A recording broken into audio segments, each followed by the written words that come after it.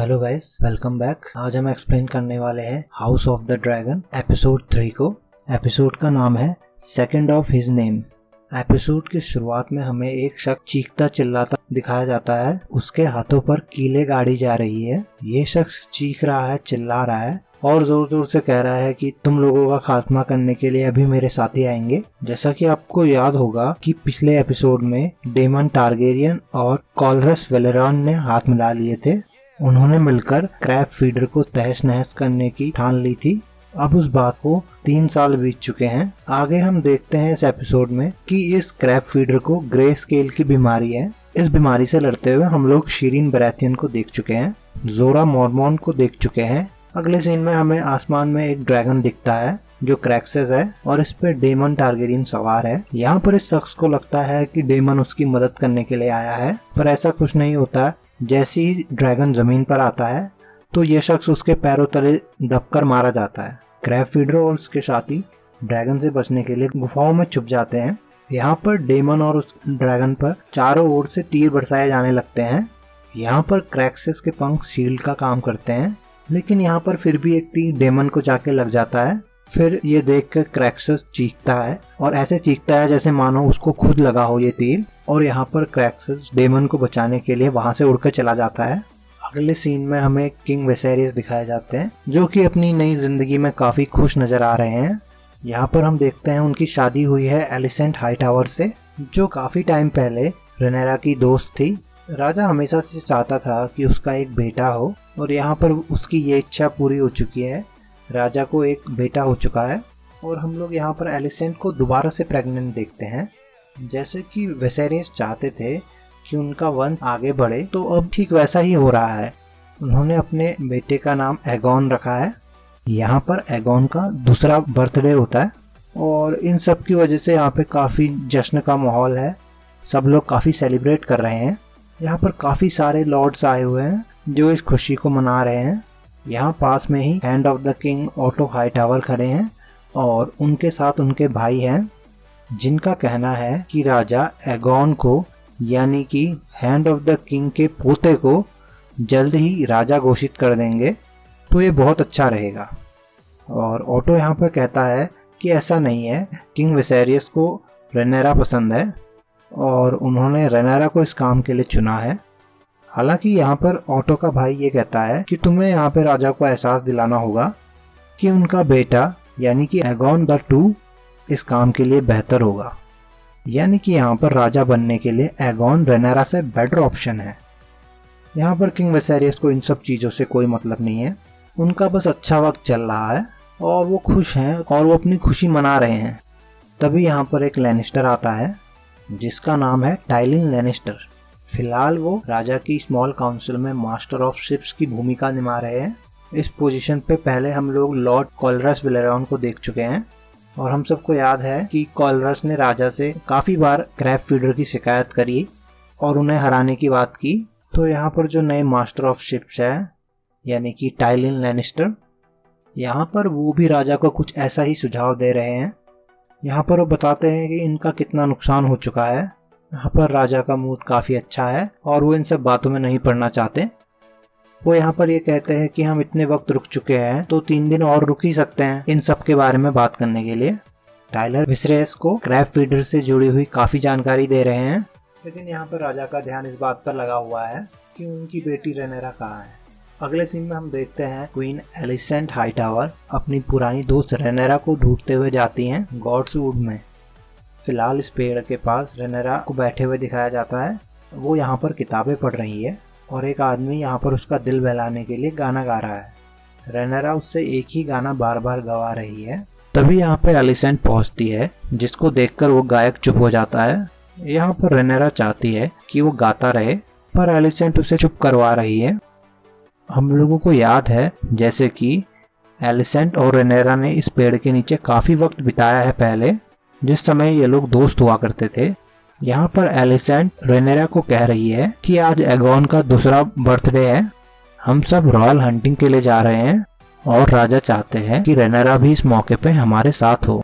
यहाँ पर रेनेरा कहती है कि मेरा वहाँ पर जाना ज़रूरी नहीं है, पर यहाँ पर क्वीन एलिसेंट बताती है राजा खुद ऐसा चाहते हैं यहाँ पर रेनेरा राजा की बात को मना नहीं कर सकती है, तो वो इस हंटिंग ट्रिप पर जाने के लिए राजी हो जाती है। यहाँ पर राजा अपनी सेना के साथ जंगल की ओर बढ़ रहे हैं। यहाँ पर हम लोग काफी सारे लोगों को देखते हैं राजा के साथ हंटिंग के लिए जाते हुए। जब कभी रॉयल हंटिंग होती है उस समय काफी लॉर्ड्स भी इसमें शामिल होते हैं। ये एक तरीके का सेलिब्रेशन समझ सकते हैं आप लोग, जो कुछ खास चुने हुए मौकों पर ही होता है। तो अगले सीन में हम राजा को अपनी रानी के साथ, अपनी बेटी के साथ और अपने बेटे के साथ एक कैरेज के अंदर बैठा हुआ देखते हैं। और यहाँ पर राजा कहता है कि ये कितना अच्छा लग रहा है, पूरी फैमिली एक साथ एंजॉय कर रही है। लेकिन यहीं पर हम इन सब के बीच में एक अजीब सी टेंशन देखते हैं, जिससे हमें पता चल जाता है कि एक दूसरे के साथ कंफर्टेबल बिल्कुल भी नहीं है। बातचीत के दौरान रेनेरा एलिसेंट को कहती है कि तुम प्रेग्नेंट हो और तुम्हें इस हालत में जंगल में आना चाहिए था क्या ये सब चीज़ें ज़रूरी थी? यहाँ पर हम देखते हैं एलिसेंट इन सब चीज़ों को लेके ज़्यादा परेशान नहीं है और उसे ऐसा लग रहा है कि जो भी होगा अच्छा ही होगा। और इस दौरान राजा रेनेरा के साथ बॉन्ड बनाने की कोशिश करते हैं वापस से। राजा रेनेरा से कहता है कि तुम भी हमारे साथ शिकार पे चलना, पर हम देखते हैं कि रेनेरा का मानना है उसे इन सब चीज़ों में ज़्यादा कुछ इंटरेस्ट है नहीं, वो मरते हुए जानवरों की आवाज़ें नहीं सुनना चाहती। इसके बाद हम लोग देखते हैं कि बात घूम फिर कर रेनेरा की शादी पे आ जाती है। राजा का कहना है कि तुम खुद जल्द ही माँ बनोगी और बच्चे पैदा करोगी और मुझे दादा बनाओगी। फिर से हम रेनेरा को इंटरेस्टेड नहीं देखते हैं राजा की इन सब बातों में। जब इनकी गाड़ी अपनी डेस्टिनेशन पर रुकती है, राजा अपने बेटे के साथ बाहर निकलते हैं तो लोग काफ़ी खुश होते हैं और ये सब लोग मिलकर राजा को वेलकम करते हैं। लेकिन हम रेनेरा को अंदर बैठे हुए देखते हैं। उसे यहाँ पर पता है कि ये सारी भीड़, ये सारे लोग जो इकट्ठा हुए हैं, ये उसके लिए नहीं, राजा के बेटे के लिए आए हैं। यहाँ पर हम काफ़ी सारे टेंट लगे हुए देखते हैं, बहुत सारे लॉर्ड और लेडीज मौजूद है। यहाँ पर हम कुछ लेडीज को गपशप करते हुए देखते हैं और कुछ लेडीज खतरनाक स्टोरीज सुना रही हैं जो उन्होंने इधर उधर से सुनी है। जैसे कि क्रैब फीडर ने वेस्टरॉस की एक लेडी को किडनैप कर लिया था और फिर उन पायरेट्स ने उसे एक ब्रॉथल में भेज दिया। यहाँ हम लैरिस स्ट्रॉन्ग से मिलते हैं। ये लाइनल स्ट्रॉन्ग यानी मास्टर ऑफ लॉज के बेटे हैं। और फिर यहाँ पर रेनेरा पहुँचती है और यहाँ पर रेनेरा को इशारों इशारों में ताना मारा जाता है। यहाँ पर उससे कहा जाता है कि डेमन टारगेरियन क्रैब फीडर से निपटने की कोशिश कर रहा है मगर उसमें नाकाम है। और यहाँ पर साथ ही साथ उससे पूछा भी जाता है कि तुम इस बारे में क्या जानती हो। यहाँ पर रेनेरा बताती है कि मेरी काफ़ी वक्त से अपने अंकल से कोई बातचीत नहीं हुई है, तो मुझे यहाँ पर इस जंग के बारे में कोई जानकारी नहीं है। यहाँ पर इन लेडीज की बातचीत और इनके ताने से ऐसा लगता है कि ये लोग भी रेनेरा को आयरन थ्रोन पर बैठा हुआ नहीं देखना चाहते। यहाँ पर क्वीन एलिसेंट अपनी पुरानी दोस्त यानी कि रेनेरा का साथ देती हुई दिखती है और यहाँ पर कहती है कि डेमन ने बहुत सारी गलतियाँ की हैं और अपना रास्ता चुना है। रेनेरा बिल्कुल सही उत्तराधिकारी है। यहाँ पर मौजूद लेडी जिनका नाम रेडविन है, जो कि हाई गार्डन की लेडी है, उनका कहना है कि राजा को क्रैब फीडर के पास अपनी आर्मी भेजनी चाहिए और उसका नामो निशान मिटा देना चाहिए। रेनेरा ताने सुनने के मूड में बिल्कुल भी नहीं है। वो कहती है कि जिससे जो हो सकता है वो कर रहा है। आप क्या कर रही हैं? यहाँ पर बैठ के केक खा रही हैं? यही सब योगदान दे रही हैं आप? यहाँ हम राजा के साथ कुछ मेस्टर्स को भी देखते हैं। जैसे कि हम लोगों को पता है कि राजा को कुछ इन्फेक्शन हो गया है। यहाँ पर जो इन्फेक्शन राजा को हुआ है उसका मेन रीज़न आयरन थ्रोन है। यहाँ पर रेनेरा को इन सब के बीच में काफ़ी घुटन हो रही है और इसीलिए वो सांस लेने के लिए बाहर चली जाती है, मगर यहाँ पर भी उसे परेशान करने वाले आ गए हैं। यहाँ पर हमें एक आदमी को दिखाया जाता है जो अपना नाम जेसन लैनिस्टर बताता है। हमने इसके जुड़वा भाई को थोड़ी देर पहले ही देखा था। वो मास्टर ऑफ शिप्स है, उनका नाम है टाइलिन लैनिस्टर। ये उनके जुड़वा भाई है। तो यहाँ पर जेसन लैनिस्टर रेनेरा से फ्लर्ट करना स्टार्ट करते हैं। वो कहते हैं कि यहाँ पर काफ़ी अच्छी हंटिंग हो रही है, लेकिन असली शिकार तो हमारे कैस्टरली रॉक में होता है। वो बातों बातों में पूछता है कि क्या तुम पहले कभी कैस्टरली रॉक आई हो? और रेनेरा बताती है कि जब मैं छोटी थी तो अपनी माँ के साथ वहाँ आई थी, बट मुझे कुछ याद नहीं है।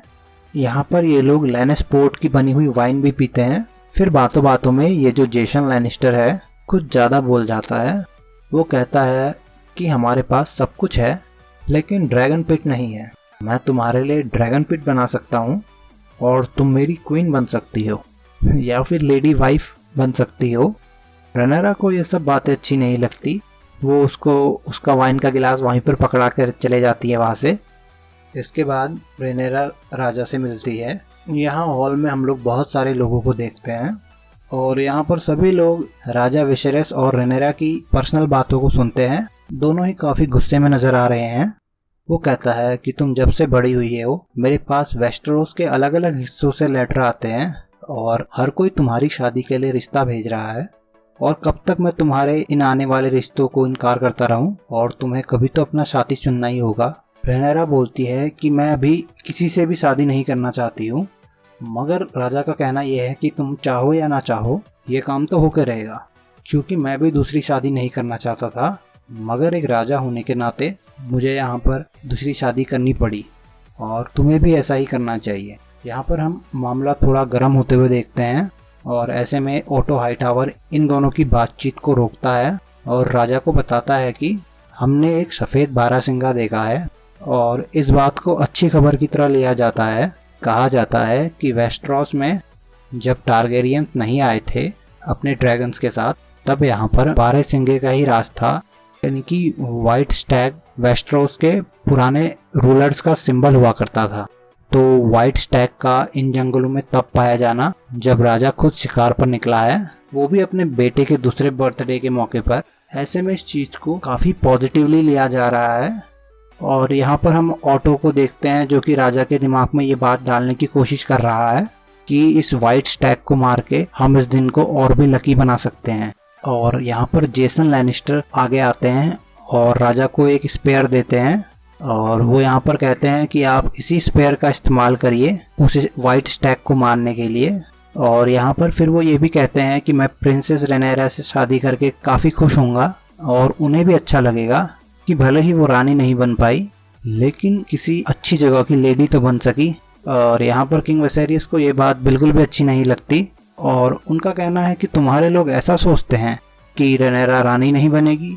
तुम्हें पता है कि वो मेरी उत्तराधिकारी है, मैंने ऐसे ही जोश जोश में उसे उत्तराधिकारी नहीं बनाया। मैं मानता हूँ कि वो रानी बनने के लायक है। यहाँ पर राजा जेसन लैनिस्टर को चुप करा देता है और खुद भी इस बात को लेकर टेंशन में आ जाता है कि आम जनता को ऐसा लग रहा है कि रेनेरा राजगद्दी पर बैठने लायक नहीं है और उसे सिर्फ मजबूरी में राजगद्दी का उत्तराधिकारी बनाया गया है। और थोड़ी देर में ही राजा के पास हैंड ऑफ द किंग यानी कि ओटो हाईटावर आ जाते हैं और फिर इधर उधर की बातें करने लगता है, उसके दिमाग में आइडियाज़ डालने लगता है। यहाँ पर वो कहता है कि लैनिस्टर का जो ये प्रपोजल है रेनेरा के लिए वो अच्छा है। उसका मानना है कि किंग विसेरियस को अपनी बेटी को कमांड देनी चाहिए, उसे अपने कंट्रोल में रखना चाहिए। मगर यहाँ पर राजा विसेरियस को ऐसा नहीं लगता। वो मानते हैं कि उनकी बेटी भले ही उनकी बात ना माने लेकिन वो खुश रहे और यहाँ पर वो उसे किसी भी तरीके की कमांड नहीं देना चाहते। अब हैंड ऑफ द किंग ने उसी तरह की सलाह दी है अपने राजा को जैसा वो खुद अपनी बेटी के साथ करते हैं। हमने पिछले एपिसोड में देखा है कि एलिसेंट राजा विसेरियस से शादी करने में इंटरेस्टेड नहीं थी, लेकिन वो अपने पिता से इतना ज़्यादा डरती थी कि कुछ कह ही नहीं सकी और जैसा ओटो हाईटावर उसे बोलते गए वो ठीक वैसा ही कर दी गई। ओटो हाईटावर यहाँ पर राजा को कहते हैं कि कैस्टरली रॉक तो काफ़ी दूर है, यहाँ पर हमारे पास रेनेरा के लिए एक ऑप्शन और है जो कि काफ़ी करीब है। वो बात कर रहा है प्रिंस एगॉन की, यानी कि रेनेरा के हाफ ब्रदर की, जो अभी अभी 2 साल का हुआ है। यहाँ पर राजा इस बात पे हंसने लगता है और मानो कि वो कह रहा हो ये किस तरीके का आइडिया है, वो 2 साल का बच्चा है, यहाँ पर मैं रेनेरा से उसकी शादी करूँगा। रेनेरा की उम्र 17 साल है। यहाँ पर ओटो हाईटावर कहते हैं कि भले ही आपको ये आइडिया अजीब लग रहा हो लेकिन ये रिश्ता करके आप जो हाउस टारगेरियन को लेकर सवाल उठ रहे हैं कि उनके बीच बन नहीं रही और उनके बीच में रिश्ते टूट रहे हैं, इस तरीके की सारी अफवाहों पर विराम लग जाएगा। पर राजा विसेरियस इस बात पे चिढ़ जाते हैं। यहाँ पर उनका कहना है कि मैं यहाँ पर शिकार के लिए आया हूँ, ये सारी पॉलिटिक्स करने के लिए नहीं। लेकिन यहाँ पर विसेरियस को कोई छोड़ने के लिए राजी नहीं है। फिर उनके सामने लॉर्ड स्ट्रॉन्ग पहुँचते हैं जो कि मास्टर ऑफ लॉज है। यहाँ पर वो भी राजा के सामने एक ऑप्शन रखते हैं। पहले तो किंग विसेरियस को ये लगता है कि ये लॉर्ड भी अपने बेटे का रिश्ता लेके आए हैं, लेकिन इस लॉर्ड का कहना है कि ऐसा नहीं है। मैं तो ये चाहता हूँ कि आप अपनी बेटी का रिश्ता लेनोर विलेरियन से कर दें, यानी कि कॉलरस विलेरियन के बेटे से। यहाँ पर मास्टर ऑफ लॉज कहते हैं कि मैंने आपको पहले भी यही सलाह दी थी। पिछले एपिसोड में मास्टर ऑफ लॉज ने राजा को कहा था कि आप रेनिस और कॉलरस की बेटी से शादी कर लीजिए। हालांकि वो बच्ची काफ़ी छोटी थी और राजा ने इसी वजह से ये रिश्ता करने से इनकार कर दिया। और एक वजह ये भी थी कि उन्हें एलिसेंट अच्छी लगने लगी थी। उस वक्त लॉर्ड स्ट्रॉन्ग का कहना था कि अगर आप कॉलरस के साथ अपनी रिश्तेदारी मजबूत कर लेते हैं तो इन सब से आपकी पोजीशन और ज़्यादा मजबूत हो जाएगी। और मैं इस वक्त भी अपनी यही रीजनिंग दूंगा कि आप रेनेरा की शादी कॉलरस के बेटे से कर दीजिए, ताकि राजगद्दी और पैसा इन दोनों के बीच जो रिश्ता है वो मजबूत हो जाए। इसके बाद हमें रेनेरा को दिखाया जाता है जो कि नाराज होकर इस कैंप से कहीं पर भाग गई थी और उसका पीछा करते करते सर क्रिस्टन कोल भी आ गए थे और उन्होंने रेनेरा को सही वक्त पे रोक लिया था, उसके घोड़े को काबू में कर लिया था। अब वो रेनेरा का साथ ही जंगलों में घूम रहे हैं क्योंकि यहाँ पर रेनेरा वापस नहीं जाना चाहती। सर क्रिस्टन को रेनेरा ने खुद ही हायर किया था बतौर किंग्स गार्ड और यहाँ पर वो रेनेरा की सुरक्षा के लिए भी चुने गए हैं। यहाँ पर रेनेरा बातों बातों में पूछती है कि क्या लोग मुझे रानी के तौर पर स्वीकार करेंगे, और यहाँ पर वो रेनेरा के डाउट्स दूर करने की कोशिश करता है।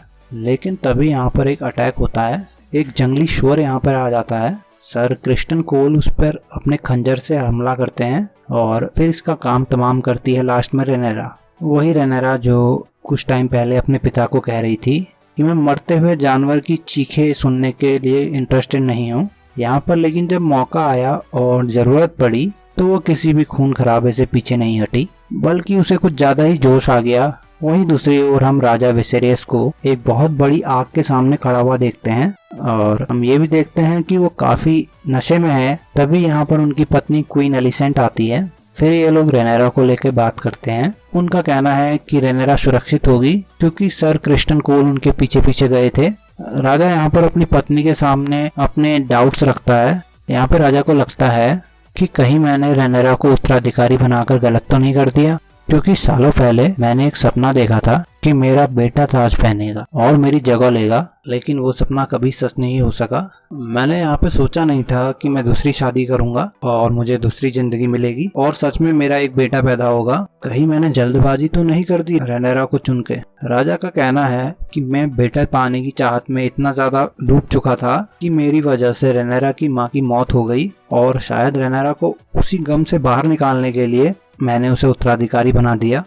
तो बेसिकली हम लोग यहाँ पर राजा को काफ़ी डाउटफुल सिचुएशन में देखते हैं। अगले दिन किंग विसेरियस के सामने हम एक और परेशानी देखते हैं। तो जिस सफ़ेद बारहसिंगा की ये लोग बात कर रहे थे वो एक्चुअली में सफ़ेद नहीं भूरा निकलता है। ऑटो हाइटावर ने कहा था कि हमें सफ़ेद बारहसिंगा दिखा है और जब हम उसकी बलि देंगे तो उससे हमें काफ़ी लक मिलेगा, एगोन को काफ़ी लक मिलेगा। लेकिन अब तो ये पूरा बारहसिंगा निकला और ये सब देख के राजा काफ़ी डिसअपॉइंटेड नज़र आता है। लेकिन फिर भी जेसन लैनिस्टर की दिए हुए भाले का इस्तेमाल करता है और फिर वो बारहसिंगा को मारने की कोशिश करता है, पर इतनी आसानी से ये काम पूरा नहीं हो पाता है। राजा के पहले वार के बाद बारहसिंगा काफ़ी तड़पने लगता है क्योंकि यहाँ पे राजा का निशाना सही नहीं लगा है और वो मर भी नहीं पाया है और काफ़ी ज़ोरों से चीख रहा है। और यहाँ पे राजा को थोड़ी सी बेइज्जती टाइप की फील होती है। यहाँ पर ऐसा लग रहा है कि राजा बूढ़ा हो चुका है, उसमें अब इतनी ताकत नहीं है कि वो एक बार में बारहसिंगे को मार सके। तो दूसरी कोशिश के साथ राजा इस बार इस बारहसिंगे को मार देता है।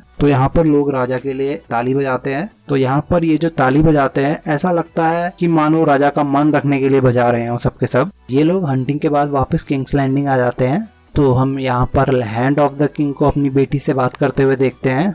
यहाँ पर ऑटो हाइटावर क्वीन एलिसेंट से कहते हैं कि तुम्हें राजा के दिमाग में इस आइडिया को डालना चाहिए, यानी तुम्हारा बेटा यानी कि मेरा पोता राजगद्दी पर बैठेगा, ना कि रेनेरा। यहाँ पर ऑटो का कहना है कि अगर रेनेरा रानी बनी तो रेल्म में दंगे हो जाएंगे और कोई भी इस बात को एक्सेप्ट नहीं करेगा। हालांकि क्वीन एलिसेंट ऐसा नहीं मानती और उन्हें लगता है क्वीन रेनेरा काफी अच्छी रानी साबित होंगी। फिर अगले सीन में क्वीन एलिसेंट राजा से मिलने के लिए जाती है, लेकिन अपने पिता की कही हुई बातें वो राजा के सामने नहीं रखती, बल्कि हमें यहाँ पर ये समझ में आता है कि एलिसेंट काफी मैच्योर हो चुकी है। वो यहाँ पर अपने खुद के दिमाग का इस्तेमाल कर रही है। वो रेनेरा की साइड लेती है, उसका सपोर्ट करती है और राजा को सही सलाह देती है। और वो यहाँ पर ये भी कहती है कि तुम्हें अपने भाई डेमन की जंग का हिस्सा बनना चाहिए और स्टेपस्टोन पे जो भी कुछ हो रहा है उसको खत्म करना चाहिए। तो यहाँ पर राजा का कहना है कि मुझसे तो किसी भी प्रकार की मदद नहीं मांगी जा रही है और एक तरीके से मेरी इच्छा के अगेंस्ट जाकर डेमन यहाँ पर ये काम कर रहा है। और राजा कहता है वो लोग खुद ही क्रैब फीडर से पंगे ले रहे हैं, ये सब करने को मैंने तो नहीं कहा था उनसे। लेकिन यहाँ पर क्वीन एलिसेंट का कहना है कि आपके लोगों के लिए यही अच्छा होगा कि क्रैब फीडर मारा जाए, क्योंकि यहाँ पर जो भी वो नुकसान कर रहा है उससे तो वेस्टरोस के लोगों का भी नुकसान हो रहा है। इन सब के ठीक बाद किंग वेसेरियस स्मॉल काउंसिल की मीटिंग में नजर आते हैं और वो यहाँ पर अपने भाई को मदद भेजने के लिए कुछ लोगों को पैगाम दे रहे हैं। यहाँ पर रेनेरा भी है, उसकी यहाँ पर अपने पिता से फाइनली अकेले में बातचीत होती है। वो अपने डाउट्स यहाँ पर अपने पिता के सामने रखती है कि आप तो मेरी शादी करके मुझे कैस्टरली रॉक भेजने के बारे में सोच रहे हैं, जबकि मैं तो ये समझ रही थी कि मैं रानी बनूंगी। और यहाँ पर वो कहती है कि आपको आखिरकार वो मिल ही गया जो आप चाहते थे, आपके पास अब आपका बेटा है। तो यहाँ पर राजा उसे समझाता है कि भले ही अभी मेरे पास मेरा बेटा है और आगे शायद और भी बच्चे होंगे, लेकिन राजगद्दी पर तुम ही बैठोगी। राजा यहाँ पर कहता है कि मैं तुम्हारी माँ से बहुत प्यार करता था और मैं तुम्हें भी बहुत चाहता हूँ। मैंने तुमसे जो वादा किया है सारे लॉर्ड्स के सामने और जो भी मैंने आदेश दिया है कि तुम मेरी उत्तराधिकारी हो, तो बात इधर से उधर नहीं होगी, यानी कि वो बात अब कभी नहीं बदलेगी। जो मैंने बोल दिया है वो बोल दिया है, जो मेरा फैसला है वो डगमगाएगा नहीं। और राजा ये कहता है कि बिल्कुल भी टेंशन मत लो, तुम ही यहाँ पर रानी बनोगी। राजा कहता है कि मैं चाहता हूँ कि तुम्हारी शादी हो जाए ताकि तुम्हारा भी एक परिवार हो और तुम खुश रह सको। फिर राजा उससे ये भी कहता है कि तुम जिससे चाहो उससे शादी कर सकती हो, अब से मैं तुम्हारे आगे कोई भी रिश्ता लेकर नहीं आऊँगा। तो यहाँ पर राजा सिर्फ अपनी बेटी की खुशी चाहता है।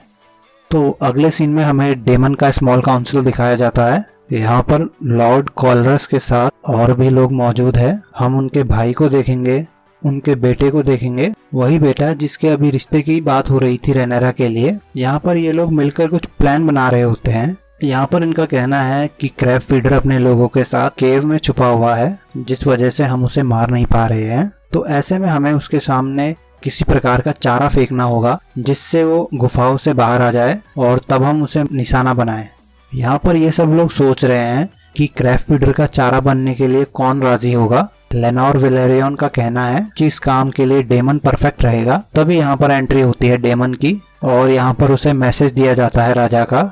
यहाँ पर उसे बताया जाता है कि राजा कुछ शिप्स भेज रहे हैं मदद के लिए और कुछ लोग भेज रहे हैं। और यहाँ पर डेमन इस लेटर को पढ़कर काफी गुस्से में आ जाता है और वो मैसेंजर को ही पीट देता है। यहाँ पर हम डेमन के एक्सप्रेशन को देख कर ये समझ पाते हैं कि उसे अपने भाई की मदद की जरूरत नहीं है। वो यहाँ पर अपनी लड़ाई खुद लड़ना चाहता है अपने दम पर। और अगले ही सीन में हमें ये बात समझ में भी आ जाती है। वो अकेले ही जाकर स्टेपस्टोन की गुफाओं के सामने चला जाता है। यहाँ पर वो एक सफेद झंडा फहराता है। यहाँ पर ये सफेद झंडा ये दर्शाता है कि उसने हार मान ली है, अब वो शांति चाहता है और लड़ाई नहीं करना चाहता। और यहाँ पर फिर डेमन अपनी तलवार निकालकर सामने रख देता है। फिर धीरे धीरे करके क्रैब फीडर के लोग केव से बाहर आते हैं और मौका मिलते ही डेमन एक खंजर का इस्तेमाल करता है और क्रैब फीडर के छाती को मार देता है। फिर उसके बाद तो वो रुकने का नाम ही नहीं लेता है। एक एक करके वो क्रैब फीडर के 20-25 लोगों को मार देता है तलवार से, खंजर से, जो भी उसके हाथ आता है। फिर वो भागते हुए गुफाओं की तरफ जाने की कोशिश करता है ताकि वो क्रैब फीडर को पकड़ सके, लेकिन यहाँ पर उसके ऊपर से तीर बरसने लग जाते हैं। यहाँ पर डेमन की किस्मत काफी अच्छी होती है, उसे एक भी तीर नहीं लगता, मतलब कि लगते हैं बट काफी बाद में जाके लगते हैं। तो यहाँ पर फिर डेमन के आसपास क्रैब फीडर के लोग घेरा बना लेते हैं और तभी लॉर्ड कॉलरस के सोल्जर्स यहाँ पे पहुंच जाते हैं। यहाँ पर हम आसमान में एक ड्रैगन को उड़ता हुआ देखते हैं। यहाँ पर ये ड्रैगन को लॉर्ड कॉलरस का बेटा लेनोर वेलेरियन राइड कर रहा होता है, क्योंकि इसकी माँ रेनिस टारगेरियन है जो कि खुद भी एक ड्रैगन राइडर थी। तो लेनोर का ड्रैगन यहाँ पर क्रैब फीडर के सारे आदमियों का खात्मा कर देता है और यहाँ पर काफी कुछ जला देता है। इन सब के बीच डेमन को मौका मिलता है और वो गुफा के अंदर जाता है। क्रैब फीडर को मारकर उसकी आधी कटी हुई बॉडी वो लेके आता है बाहर। आसपास चिंगारियां हैं, आग लगी हुई है, आसमान में ड्रैगन है, डेमन खुद खून में नहाया हुआ है। यहाँ पर इन लोगों ने क्रैब फीडर पर फतह पा ली है। ये लोग क्रैब फीडर से जीत गए हैं और इसी के साथ खत्म हो जाता है ये एपिसोड। तो अगर आपको इस एपिसोड की एक्सप्लेनेशन पसंद आई हो तो लाइक, शेयर और कमेंट करिए, और ऐसे ही आगे आने वाले और एपिसोड की एक्सप्लेनेशन देखने के लिए चैनल को सब्सक्राइब करें। तो तब तक के लिए टाटा बाय बाय।